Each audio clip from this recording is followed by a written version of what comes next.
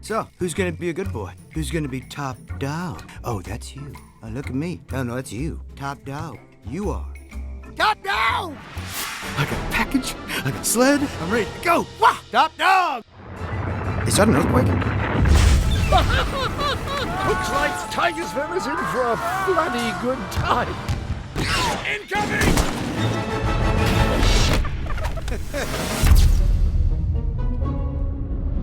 The film is about an Arctic fox named Swifty. That's me. Talk about bright-eyed and bushy-tailed. Swifty must band together with his friends in order to stop an evil walrus from melting the polar ice caps. Time to break the ice. We gotta do something. The film is set in the Arctic. It's a really wonderful, epic backdrop to make a movie in. Oh, the work bell. Oh no, we're gonna be late. It's gonna take forever to walk from up here. Who said anything about walking?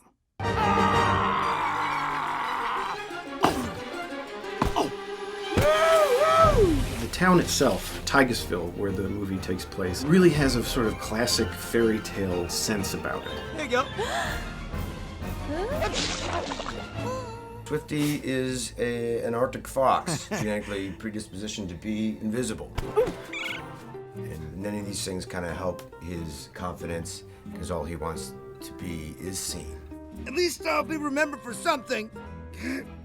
The only thing I'll be remembered for now is not being memorable, like that other guy. What guy? Exactly.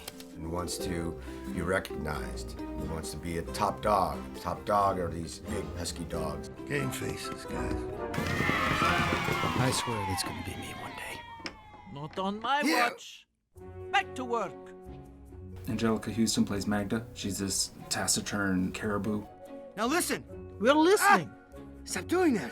I like Magda very much. She's no nonsense, and she has to kind of give over the business to this small Arctic fox. Don't you worry, Magda. You won't regret this.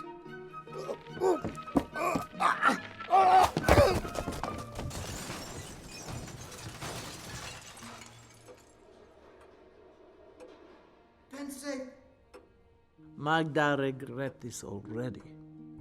Everyone who is giving their voice for this film has been nominated for an Academy Award, except me. How the heck did this happen? I have no idea, but thank you very much for being part of this amazing cast. Heidi plays two separate characters in the movie. She plays Jade, and she also plays Bertha. And you couldn't really have two different characters. I must say I'm impressed. You know, when I first read for the movie, I had a small part, Bertha. She's German and she's an otter. I am Bertha, and this is my life partner, Leopold. And together we uncover conspiracies. Then I said, who is actually doing the lead? Who is Jade? Who is the fox? And they're like, well, we're still casting. We don't know. And then I said, please, can I also try for that part? And they said, well, you have a part already. And I'm like, well, but I could try and I could change my voice. What? Really? And so they sent me over the lines and I tried out for it and I got the part. You never know what's around the corner. Jade is around the corner. Yeah, right. Wait, what? Oh, no, she can't see me like this. What do I do? You just be yourself. There are many levels to the movie. One of the levels that really resonate closely with me is this love story between Swifty and Jade that runs sort of underneath the main narrative. So, Jade, I was thinking, do you want to go out sometime? Maybe we can... Come on, Swifty, come on. Jade! Jade!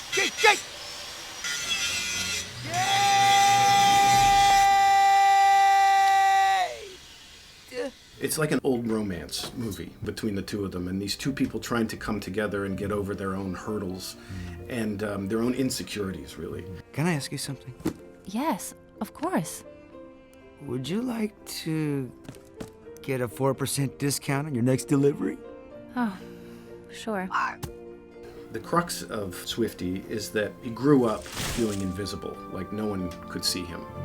And I think a lot of kids sometimes feel that way, especially in this day and age with social media and YouTube, where everybody thinks they have to be a celebrity. I gotta tell you, it sure feels nice being recognized as more than just a fox. I'm just a fox. Yeah, but no, you're a fox. Well, no, that sounds weird too. You're great. Like, everyone loves how you do the gadgets and trinkets and the stuff. Gadgets and trinkets. The movie is about saving the Arctic, which also in real life, it's melting away. It's something I feel rather passionate about, and I hadn't actually seen an animated film deal with that issue. Because animation is so approachable and kind of open to everyone. So I think this is a great way to get this topic onto their mindset. Because in some way the movie makes kids understand how important is the environment. Are you sure about this, Swifty? What's the worst that could happen, right? I like very much when important messages are sort of couched in popular film or in cartoons, because I think it makes it not only accessible for children, but also for their parents. It doesn't hit the audience over the head with the issue or get preachy about it, but I think if kids are picking up on that message, I think that's a very good one for them to take away. If I might have your attention. Drum roll, please. It's just an expression. How was it? The whole process is very enjoyable. I always love radio, and it's like radio. So you come in and you sit down and you do lots and lots of takes. We need attack music. Let me crank it. We need attack music. Let's crank it. We need attack music. Let's crank it up. Adequate? Extremely. Yeah, it was really fun and challenging just to hone in on the lines and the delivery of the lines. So I got really into the more technical side of the voice and where to put it. And don't get me wrong, they still filmed you, and I was moving around and acting out. I mean, I think probably any actor would be. Doing something like this gives you a sort of opportunity to flex my muscles in other directions other than just film acting. Because cartoons are emphatic, it's very fun to go over the top. Magda, look, I worked really hard for this. I mean, it's not fair. Life is not fair. Is it fair that I have to run business with antique equipment and employees who are only extremely adequate? No. Is it fair that ex-husband run off with wild elk 10 years younger? No! And it's great because no one really gets to see all the strange faces that you're making while you're saying your lines. So you have this freedom and you can just play. It appears the shadowy conspirators are finally coming to light. Maybe you'd get not even that good of an image of like what the character looked like. But it really is like a free fall and you're blind and just go for it. Well, it's a good thing I'm a top dog then, isn't it? You? You're just a fox. There's that just again.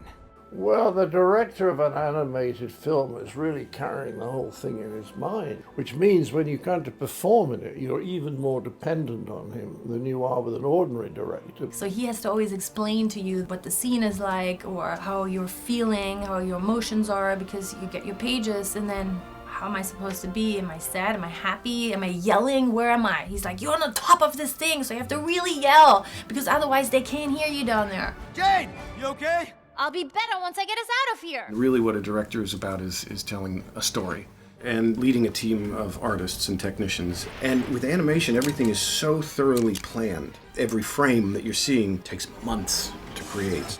It's official procedure. Since when? Since procedures became official, sir.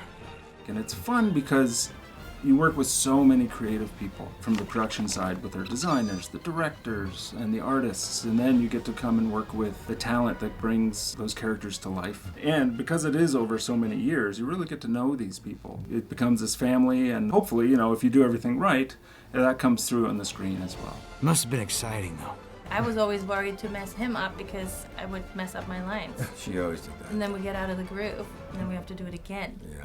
It's going to start coming apart, so get off the rig as soon as you can, okay? I hear you! Swifty? Jade! That's the thing with talent of this caliber. They come in ready to go. Anytime I'm in with this cast, I'm feeling pretty good about it. Yes, very nice. Totally good. It's a great cast. I can't wait to hear all the things that they've done. Like I said, we made it. I was so nervous, but we got the job done. It was a lot of fun. You are truly one of us now. I think a movie like this is not only fun, but it's educational. Magda not moose, Magda caribou. It has a good message, which is that you should really accept yourself for who you are. At the end of the day, chasing after fame and celebrity, it's an empty pursuit. If you are yourself, you have to be yourself, you are great, you can do amazing things. And I really do hope that people just come away with a smile on their face and maybe an idea towards the bigger picture of the environment and what we can do to protect it.